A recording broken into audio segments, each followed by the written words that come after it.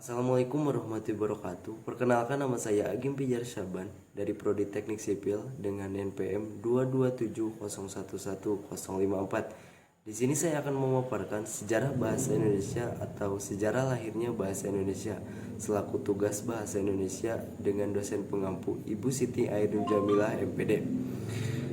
Bahasa Indonesia lahir jauh sebelum kemerdekaan Indonesia, yaitu pada tanggal 28 Oktober 1928. Pada saat itu, para pemuda dari berbagai pelosok Nusantara berkumpul dalam kerapatan pemuda yang berikan bertumpah darah yang satu, tanah Indonesia, berbangsa yang satu, bangsa Indonesia, dan menjunjung bahasa persatuan, bahasa Indonesia.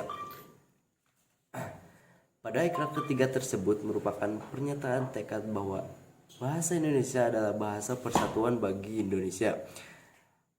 Akhirnya pada 8 Agustus 1945 bahasa Indonesia dinyatakan kedudukannya sebagai bahasa nasional. Karena pada saat itu Undang-Undang Dasar 1945 disahkan sebagai Undang-Undang Dasar Negara Republik Indonesia. Dalam Undang-Undang Dasar 1945 disebutkan bahwa bahasa negara ialah bahasa Indonesia, bab ke-15 pasal 36. Keputusan Kongres Bahasa Indonesia II tahun 1954 di Medan antara lain menyatakan bahwa bahasa Indonesia berasal dari bahasa Melayu. Bahasa Indonesia tumbuh dan berkembang dari bahasa Melayu yang sejak zaman dulu sudah dipergunakan sebagai bahasa perhubungan bukan hanya di Kepulauan Nusantara melainkan juga hampir di seluruh Asia Tenggara.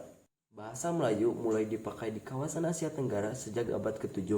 Bukti yang menyatakan itu adalah dengan ditemukannya prasasti di kedudukan Bukit Berangkat tahun 683 Masehi di Palembang, di Talang Tuo Berangkat tahun 684 Masehi di Palembang, di Kota Kapur Berangkat tahun 686 Masehi di Bangka Barat, dan di Karangbarahi Berangkat tahun 688 Masehi di Jambi.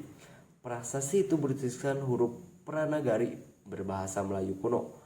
Bahasa Melayu kuno itu tidak hanya dipakai pada zaman Sriwijaya, karena di Jawa Tengah juga ditemukan prasasti Berangkat tahun 832 Masehi, dan di Bogor ditemukan prasasti Berangkat tahun 942 Masehi yang juga menggunakan bahasa Melayu kuno.